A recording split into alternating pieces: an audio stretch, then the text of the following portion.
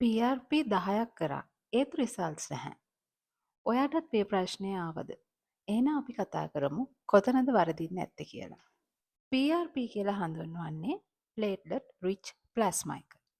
මේ platelet rich plasma එක හදාගන්නේ තමන්ගේම රුධිරය භාවිතා කරලා. රුධිරයේ තියෙන රුධිර පට්ටිකාවල natural growth factors ආධාරයෙන් තමයි හිසකෙස් මූලය වර්ධනය කිරීමක් උත්තේජනය කිරීමක් සිදු කරන්නේ මේ ට්‍රීට්මන්ට් එකේදී. ප්‍රථමයෙන්ම ඔයා වෛද්‍යවරයෙක් මුණ ගැහිලා ඔයාගේ හිසකෙස් හැලී යාමට බලපාලා තියෙන මූලික හේතුව හොයාගන්න ඕනේ. PRP සහ GFC අතර වෙනස මොකක්ද? GFC කියලා කියන්නේ growth factor concentrate. ඔබ දැනටමත් මේ වචනය අහලා ඇති. PRP පමණක් ඉන්ජෙක්ට් කරන්නේ නැතුව මේ GFC එකතු කරලා කරන PRP ට්‍රීට්මන්ට් එකේ ප්‍රතිඵල ඉතාම සාර්ථකයි කියලා අපි අත්දැකලා තියෙනවා. ඒ වගේම කරන්න ඕන වාර ගානත් PRP විතරක් තනිකර කරනවාට වැඩිය GFC ට්‍රීට්මන්ට් එකෙන් වාර ගාන ඉතා අඩුවෙන් ඉතා සාර්ථක ප්‍රතිඵල ඉක්මනින්ම ලබා ගන්න පුළුවන්කම තියෙනවා.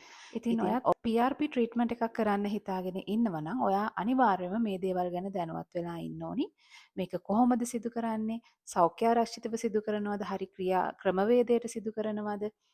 කියන එක අනික මේක ඔයාට ගැළපෙනවද මේ ට්‍රීට්මන්ට් එක කියන දේවල් අනිවාර්යයෙන්ම බලලා තමයි ඔයා මේ ට්‍රීට්මන්ට් එකට යන්න ඕනි.